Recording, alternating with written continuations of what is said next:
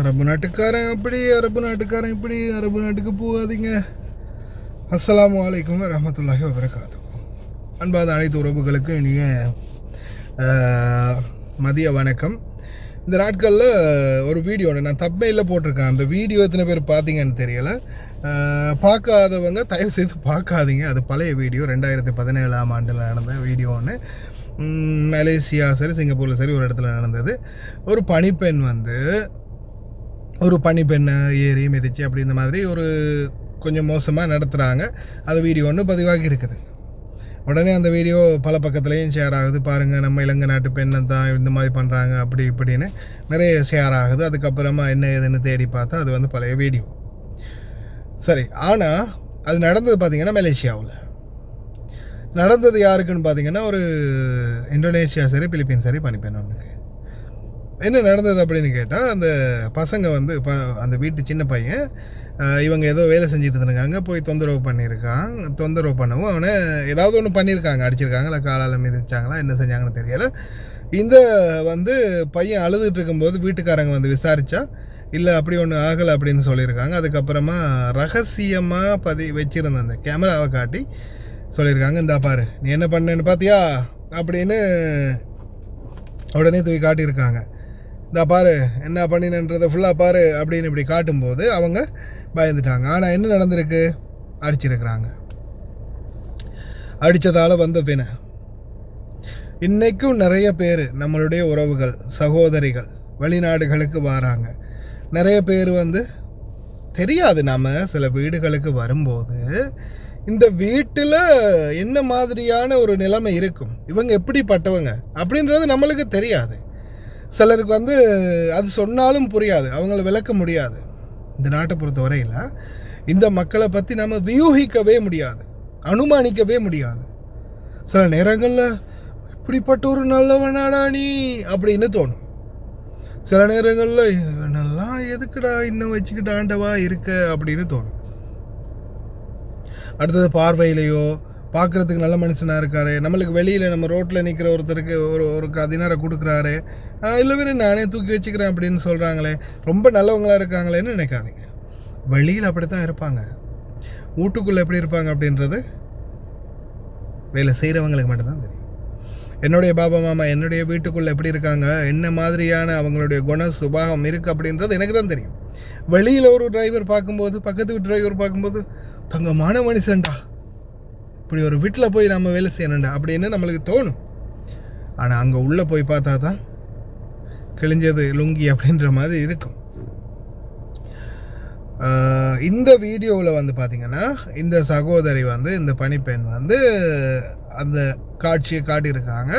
காட்டினதால் இப்போது இதே வந்து இந்த பணிப்பெண் செஞ்ச தவிர வீடியோவாக போட்டிருந்தாங்கன்னு வைங்களேன், இந்த பணிப்பெண் பாருங்க வீட்டுக்கு போனால் எப்படியெல்லாம் செய்கிறாளுங்கன்னு, இவங்களால தான் நம்மளுக்கு நிம்மதி இல்லாமல் போகுது, இந்த மாதிரி ஆளுங்களெல்லாம் பிடிச்சி ஜெயிலில் போடணும் சார், பிடிச்சி அந்த தண்டனை கொடுக்கணும் இந்த தண்டனை கொடுக்கணும்.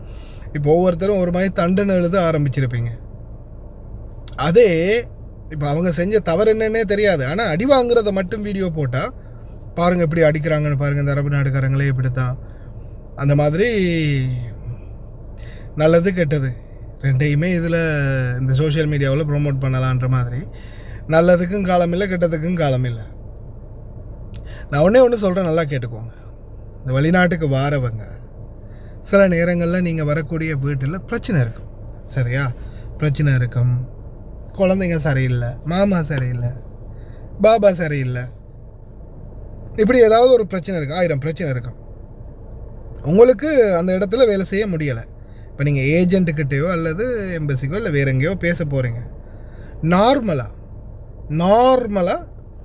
100 பிரச்சனை இருக்குதுன்னா ஒரு 2 பிரச்சனை பொதுவான பிரச்சனை. நிறைய பிரச்சனை இருக்குது, எனக்கு இது 2 தான் மெயின். சரியில்லை, என்னால் இருக்க முடியலை, வேலை செய்ய முடியலை, அவங்களோட என்னால் வேலை செய்ய முடியலை, நான் எது செஞ்சாலும் பிடிக்கிறதில்லை, இல்லை நான் செய்கிறது அவங்களுக்கு செட் ஆகுதில்லை, இல்லை அவங்க இப்படி பண்ணுறாங்க, சிம்பிளாக நார்மலாக எதையாவது ஒன்று சொல்லிவிட்டு கலண்டு போயிடுங்க. ஏன்னா இன்றைக்கி நிறைய வீடுகளில் நீங்கள் ரிலீஸ் கேட்டும் உங்களுக்கு ரிலீஸ் தர மாட்டாங்க. தனாசர் அப்படின்ற ஒன்று காதிம் வீசாக்கு கிடையாது. கஃபீல் விரும்பினா மட்டும்தான் ரிலீஸ் தர முடியும். இல்லை நம்மளுக்கு அடித்து ஏதாவது ஆச்சனை பண்ணி, இல்லை சம்பளம் கொடுக்கல, சாப்பாடு கொடுக்கல, தங்குமிடம் ஒழுங்கு இல்லை, இந்த மாதிரி ஏதாவது ஒரு பிரச்சனை அவங்களுடைய மெயினான இஷ்யூ ஒன்று இருக்குதுன்னு அதை வச்சு நாம் அமால மன்சிலியாவுக்கு போட்டு அமால மன்சிலியா மூலமாக ரிலீஸ் கேட்கலாம். ஆனால் இப்போ இந்த ஷூன் வீசாவிலாம் வந்து 5 வருஷம் முடிஞ்சால் கட்டாயம் ரிலீஸ் கொடுத்தே ஆகணும் அப்படின்ற மாதிரியான சட்டமெல்லாம் இருக்கு இல்லையா? அந்த சட்டம் வந்து காதிம் வீசாவுக்கு 30 வருஷமே நீங்கள் ஒரு வீட்டில் வேலை செஞ்சுருந்தாலும் கிடையாது. அந்த கஃபீலே உங்களை விரும்பி சரிந்தா போ அப்படின்னு அனுப்பிவிட்டாங்க. அப்படி இல்லை நான் அனுப்ப மாட்டேன், நாட்டுக்கு தான் அனுப்புவேன் அப்படின்னு அந்த கஃபீல் சொன்னான்னா அதுதான் ரூல்ஸ். ஏன்னா அந்த வீட்டு தொழிலாளர் சட்டத்தில் அது அந்த ஒரு மாற்றம் வரலை இன்னும்.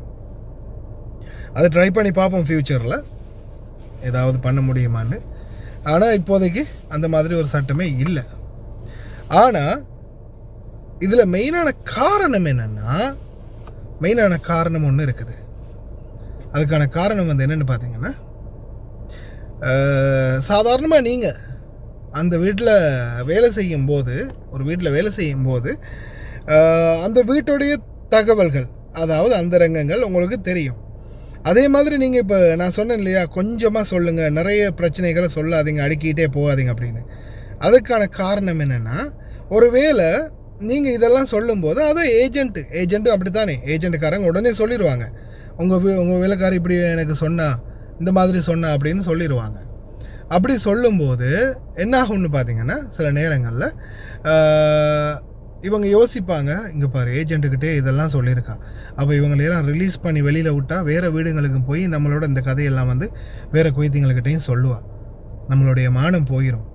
அதனால் நாம் இவங்களை வெளியில் விடக்கூடாது. ஒன்று இந்த வீட்டில் இருந்து வேறு வீட்டுக்கு அனுப்பக்கூடாது, ஒன்று இவங்களை நாட்டுக்கு அனுப்பணும், இல்லை நம்ம வீட்டிலேயே வேலை செய்ய வைக்கணும் அப்படின்ற ஒரு மனநிலைமைக்கு அவங்க வந்துடுவாங்க. அதனால் தயவு செய்து எக்காரணத்தை கொண்டும் இந்த நிலைமைக்கு அவங்க மனநிலைமைக்கு ஆளாகிடுவாங்க. நம்மளோட கதையெல்லாம் போய் வெளியில் சொல்லிடுவாங்களோ, வேறு வீடுகளுக்கு சொல்லிடுவாங்களோ அப்படின்னு நினச்சதுக்கப்புறமா அவங்க விட மாட்டாங்க.